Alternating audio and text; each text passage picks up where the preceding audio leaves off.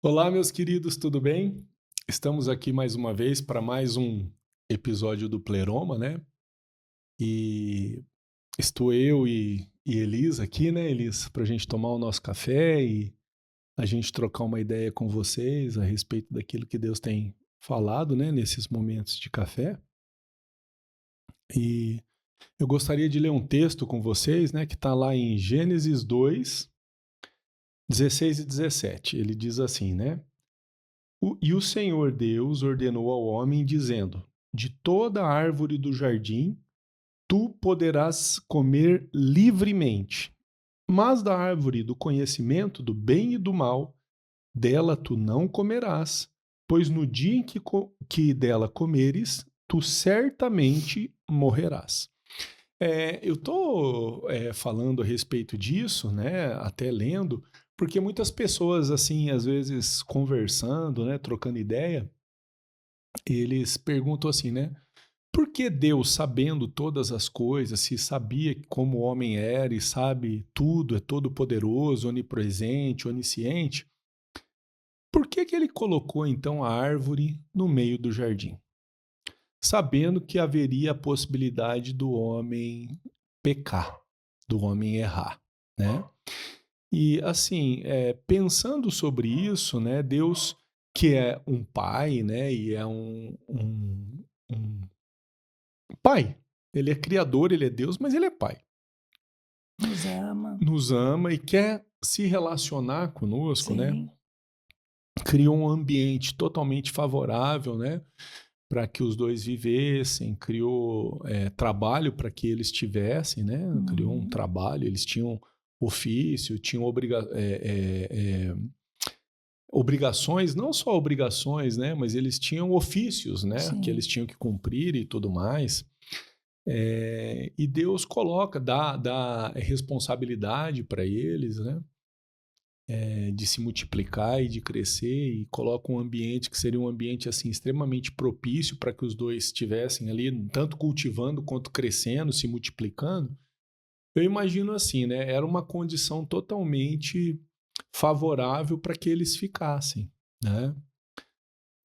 Com a presença dele vindo todo final de dia na conversa, trocando uma ideia, se relacionando com os dois, falando, passeando com os dois, né? Mas por que então colocar uma árvore que poderia colocar em risco tudo isso? Sim. Né? As pessoas às vezes ficam nessa condição, né? Ah, então Deus é um Deus ruim. Não, na verdade, é, a árvore do conhecimento do bem e do mal, né? E a árvore da vida, elas foram colocadas no meio do jardim para que o homem e a mulher que foram criados naquele instante pudessem ter a opção de eventualmente não permanecerem naquela situação.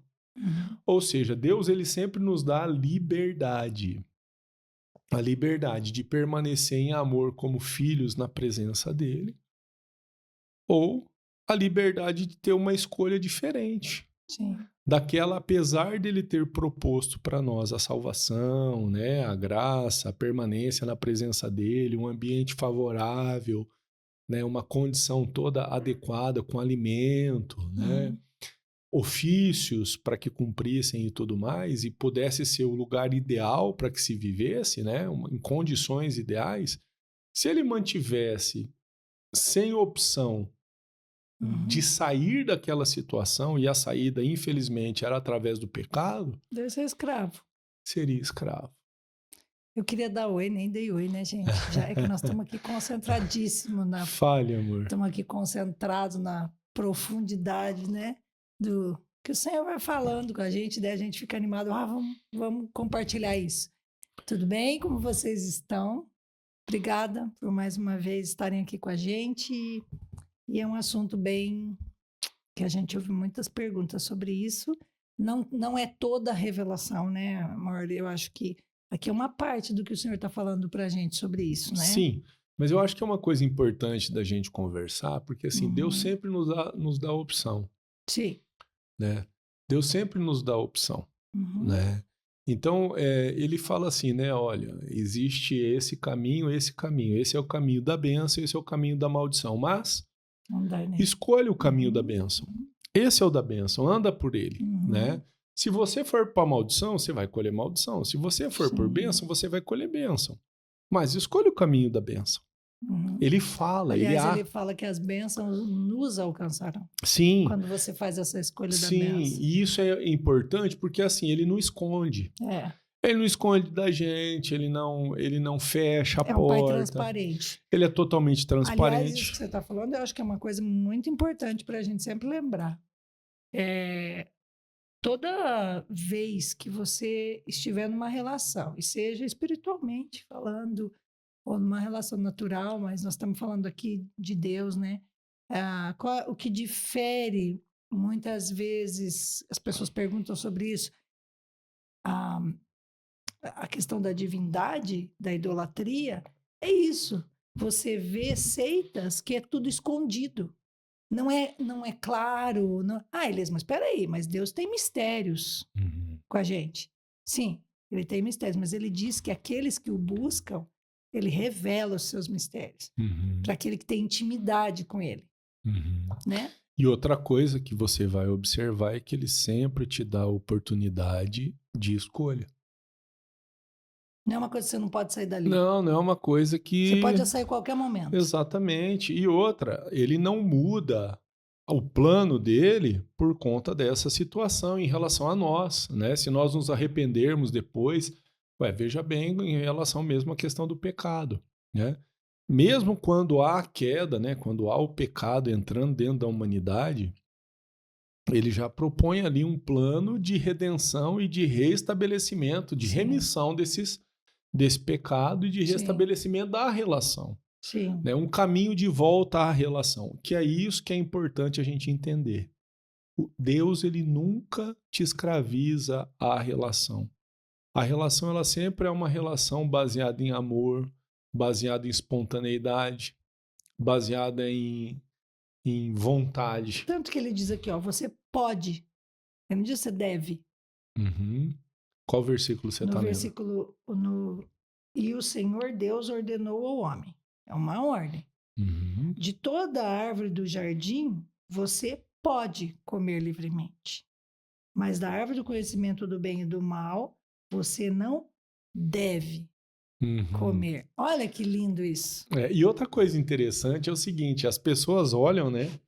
Assim como depois a gente vai discutir um pouquinho para frente, né? Como as pessoas às vezes olham para aquilo que elas não podem fazer e não para aquilo que elas podiam fazer, né?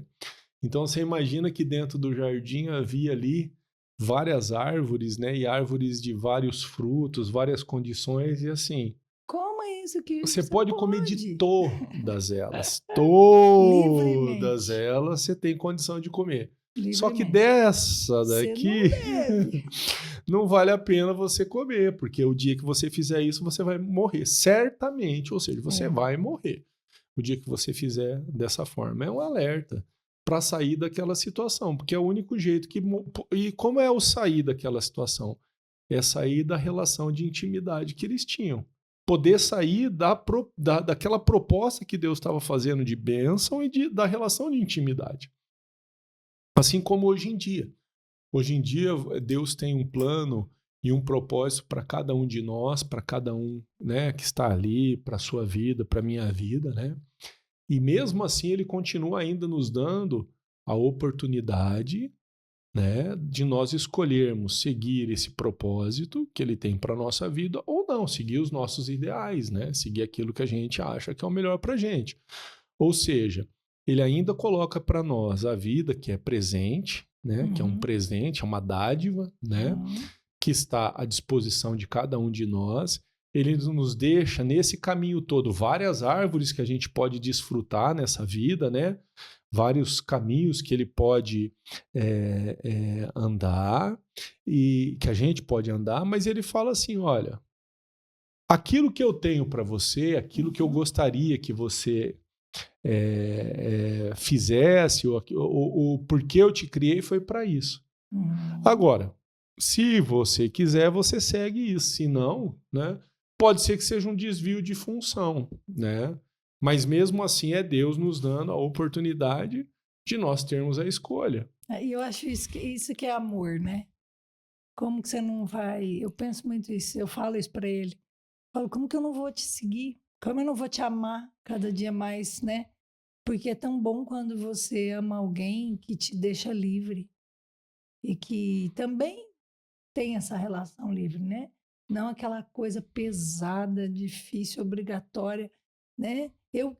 O que eu quero fazer? Eu quero estar cada dia mais perto, quero cada dia mais aprender, cada dia mais conhecer, né? É uma relação muito linda de E é Deus com a interessante que gente. esse conhecimento, né, vai trazendo a revelação daquilo que ele é, das facetas de como é Deus, né? Sim. Da, À da, medida que eu me à aproximo e medida que eu vou me desejo. aproximando, que eu vou querendo conhecê-lo, que eu vou me dispondo a conhecê-lo, ele vai se revelando.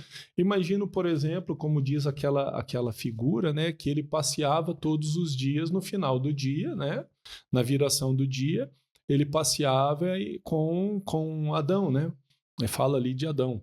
Mas assim, imagino que ali ele se revelava, né? Revelava aquilo que conversava com Adão, escutava Adão. Então era uma relação sendo construída, né? Sim, E essa figura, né, do passeio dele com diário, né, diário com Adão, ele traz algumas coisas ao nosso coração, né? sim. É a necessidade diária que a gente tem de tudo, né? Nós precisamos diariamente dormir, a gente precisa diariamente de um Sim. alimento.